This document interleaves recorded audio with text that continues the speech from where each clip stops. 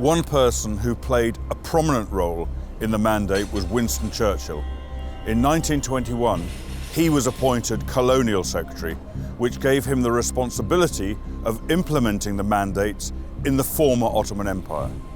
The 1922 White Paper, which was attributed to Churchill, was in fact largely drafted by Colonial Office official John Shuckburgh, together with the first High Commissioner to Palestine, Sir Herbert Samuel.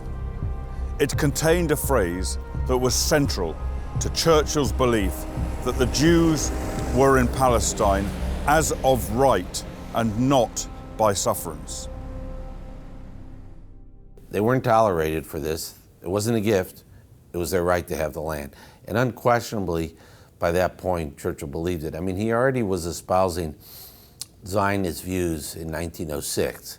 He espoused them more strongly in 1908.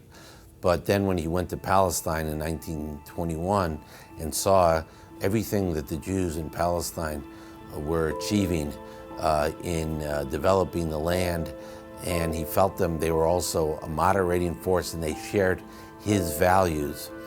And on top of his belief from before that the Jews, as he put it later, made Jerusalem famous, that this was their land, from biblical times, it was their promised land. From childhood onwards, Winston Churchill was a lifelong friend of the Jewish people, and especially Chaim Weizmann. His father, Randolph Churchill, had been a friend of Britain's first Jewish Prime Minister, Benjamin Disraeli, which left a lifelong impression on Winston as a young man. British historian Andrew Roberts empathises with Churchill's deep respect for the role of the Jewish people in Western civilization.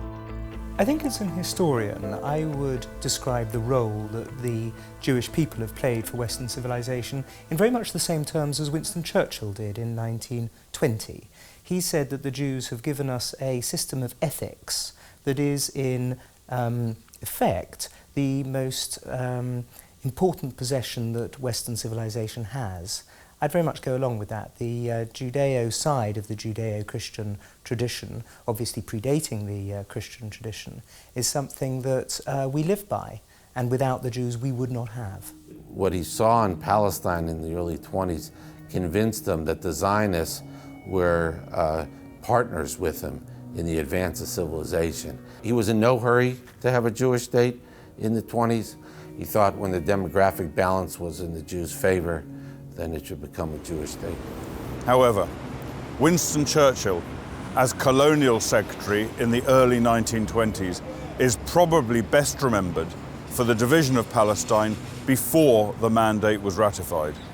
Following the Cairo Peace Conference of March 1921, Churchill was under pressure to fulfill the aspirations of Emir Faisal and his brother Abdullah. As a result, he drew a line down the Jordan River, and 77% of Palestine was designated for Arab settlement exclusively. In 1921, Faisal, which was Hussein's son, who was supposed to get Syria, was having a lot of friction with the French, who had the mandate of Syria. Churchill agreed to, based on recommendations by his staff, was to give Abdullah to rule over what is today Jordan. Chaim Weizmann was very angry about it, that Churchill made this decision without consulting him or any other Zionist leaders. The decision was made by the British in 1921 at a time when they had no right by themselves to do this. But it was subsequently endorsed and adopted in 1922 by the Council of the League of Nations. An Arab state was also created and established within the boundaries of what was described as Palestine. So in this day and age, when we talk about the establishment of a Palestinian state in what is referred to as the West Bank, it's really the creation of an Arab state. Palestinians are Arabs. This would be, in fact, the creation of a second Arab state, since one was created in 1922. In the next episode of Whose Land, we examine the legal obligations of the Mandate for Palestine.